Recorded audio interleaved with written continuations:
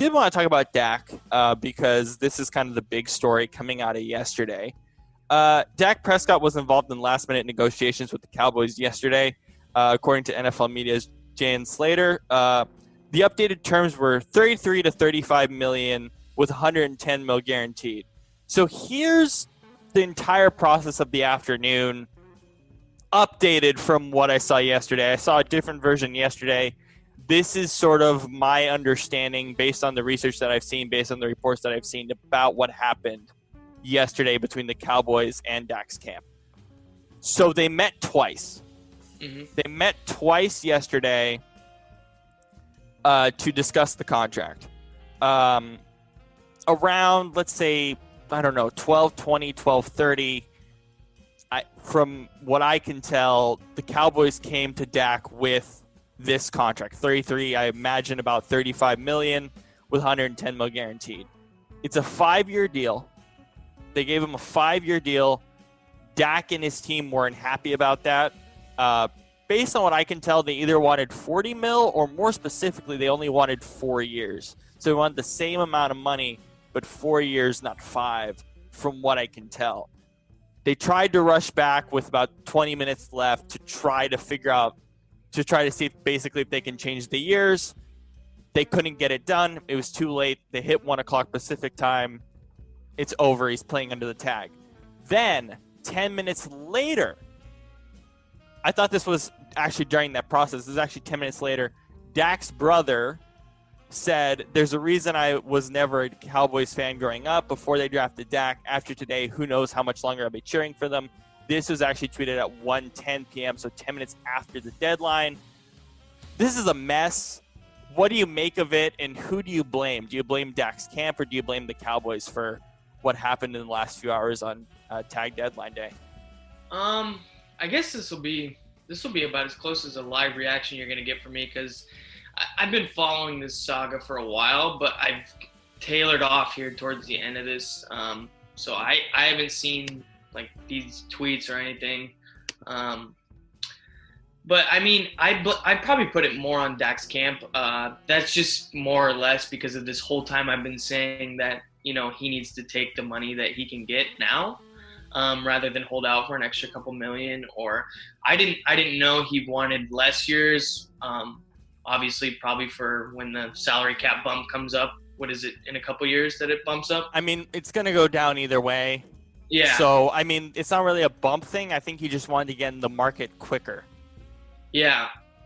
Oh, so he can get another bigger contract. Yeah. Yeah. But, I mean, I've always been in the camp of I think he just needs to get his money while he can, because I know I've said this before on the show, and I'll say it again.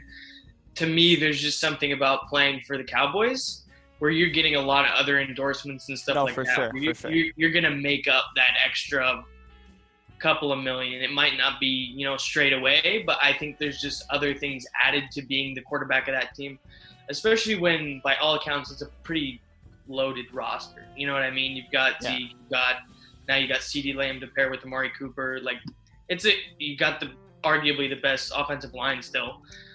So, I mean, you're playing with a loaded team, and you're the quarterback of the Cowboys, which is, by all accounts, like one of the highest accolades or whatever you want to call it that you can have in the NFL. So, I don't know. I feel like they're just being kind of petty over.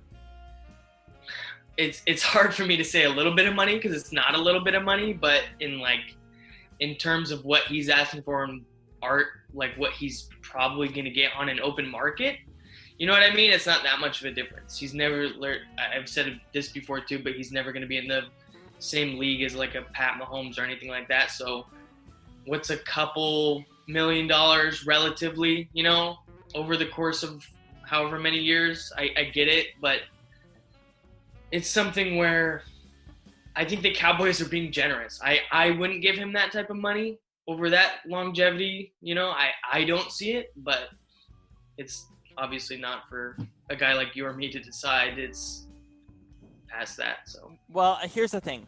Jerry ponies up and gives money. He does. Like, he does. When push comes to shove, they'll have their arguments or whatever, but he'll give the money. And you know what? Props to him for doing that. He's a businessman. He knows the business better than many owners in the league. Whether he's perfect at it or not can be debated, but at least he knows the business.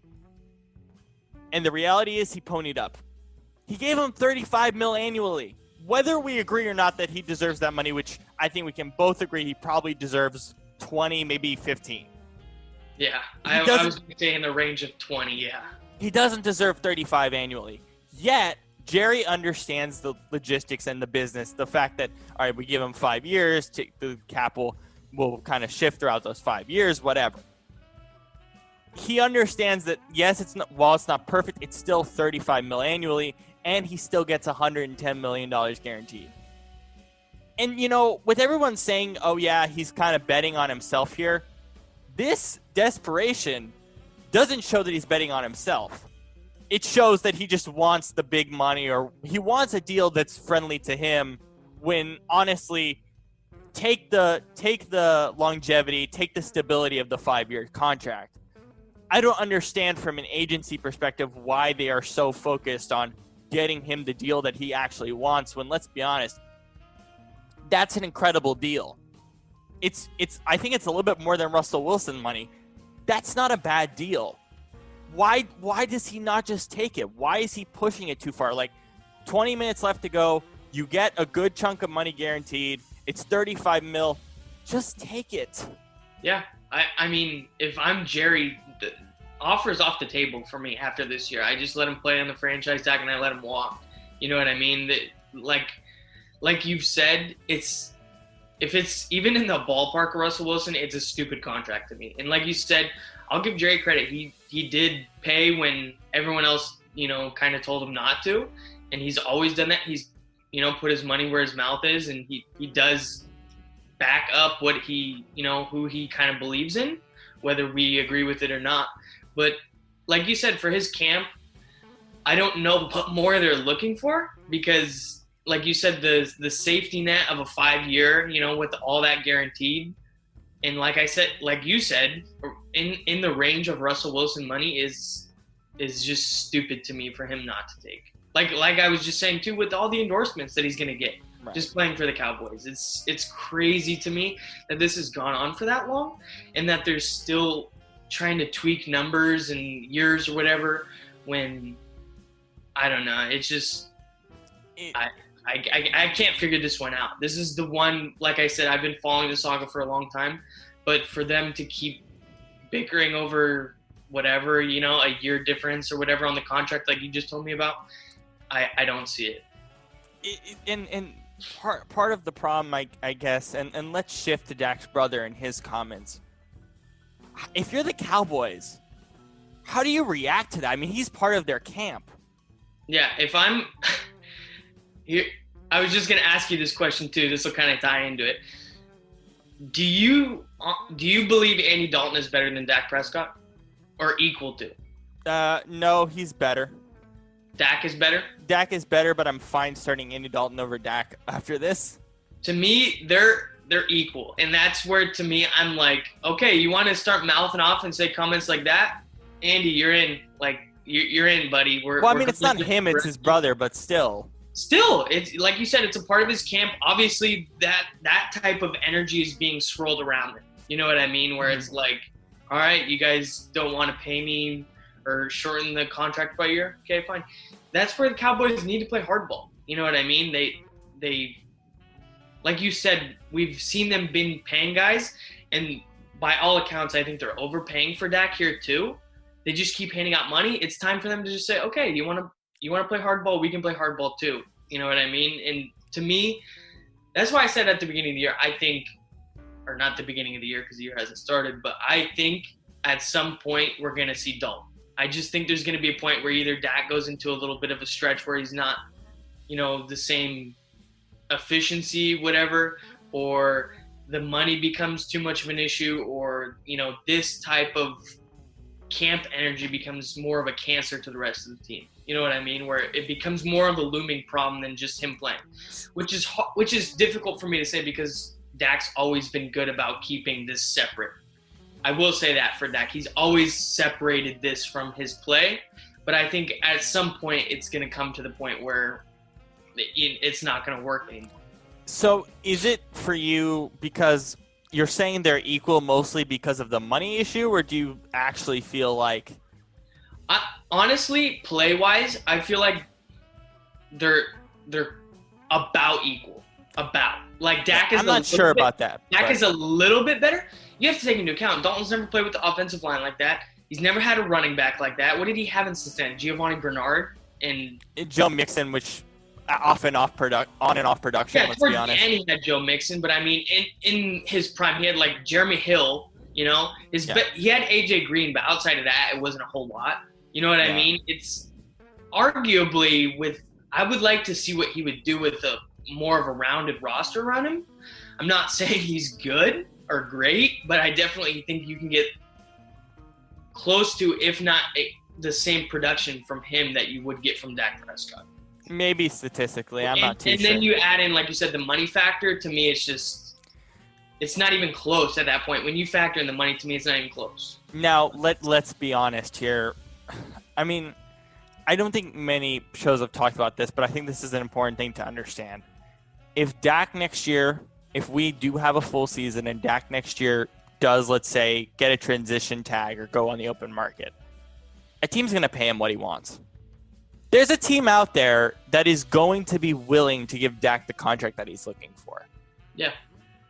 Now, as you've mentioned, now will the endorsement deals be as good? No. Will maybe the outside money be as good? No. But at least he'll get the contract he's looking for. So yeah, but then to me, more or less, he's just going to be exposed at that point. You're going to go to way less of a roster because the teams that are willing to pay him that money aren't going to be nearly as good. And he's going to turn into Nick Foles. It's going to be what it is. He's just going to turn into someone that got paid a lot of money, which he wanted to right away, and he's going to disappear after that. You know, I just don't think you're going to be able to get, like I said, the team that pays him that amount of money isn't going to be what he thinks it is. And I think he'll regret that decision really quickly if he does decide to go that route. Because I think which is why I feel like he's just playing hardball. I don't think he actually obviously I don't think he actually wants to leave, you know, which is becoming concerning to me after seeing comments like this and stuff from his brother who's in his camp, like you said. It's becoming a little bit more concerning because I think he's starting to trend in that direction of like being like, okay, I will leave.